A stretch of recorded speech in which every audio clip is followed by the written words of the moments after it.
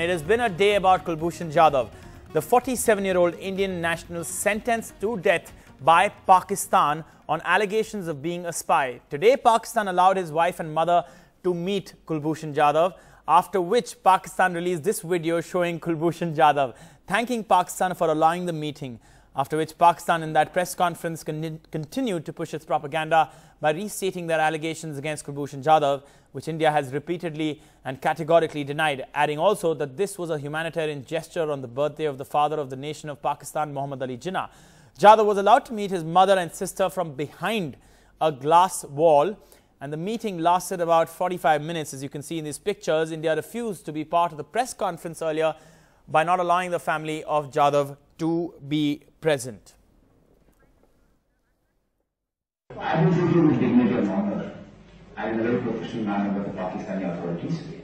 I requested a meeting with my wife on humanitarian grounds, and I have been informed that my mother and my wife are coming over to meet me, and I am really thankful to the government of Pakistan. Now, Pakistan also released these pictures which are showing how the family met Kulbhushan Jadhav. The meeting happened across a glass screen for around 30 minutes. An extension is what Pakistan claims they gave. More than a year after he was arrested by the Pakistani army and accused of spying. Pakistan's Foreign Office tweeted these photos of the two women and commented, "We honor our commitments." India rejected Pakistan's initial claim that since the Indian Deputy High Commissioner accompanied the family, it constitutes consular access. However, later in the press briefing, the Pakistani spokesperson said consular access was not given.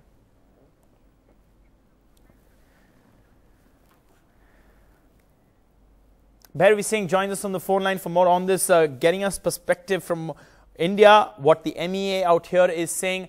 Bhairavi, what have they said after the flip-flop from Pakistan about consular access, the fact that the meeting was held in the way it was held through that glass door or window in a sense, and of course Pakistan making the most of this opportunity to push their propaganda? So, Amitosh, here what is interesting, where we see all this song and dance coming in from Pakistan, where wall-to-wall coverage, minute-by-minute tweeting by the Pakistan Foreign Office. There's been complete silence from the Ministry of External Affairs here. There's been complete silence from the Indian government authorities. And this is what we were expecting anyway, because they've been extremely circumspect about this entire affair, this entire wall-to-wall coverage, as it were, by the Pakistani side, done particularly, given the fact that they called 143 journalists. They invited the Indian journalists as well, but of course none of the Indian journalists went. And they wanted this to be shown in the international arena. But, the Indian side always knew that there would be some sort of double-speak coming out of this, considering the fact that they've come out with yet another confessional video, which starts with Kulbhushan Jadhav, thanking the Pakistani authorities for arranging this meeting with his family, and then going on to once again reiterate that he was caught in Balochistan, where he entered from Iran.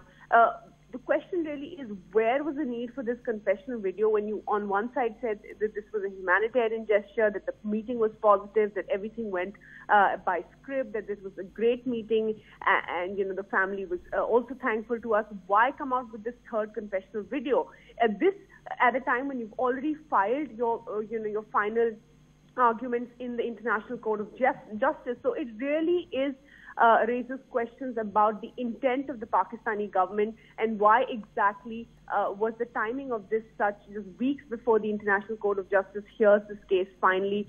So, Amitosh, lots of questions up in the air after this press conference.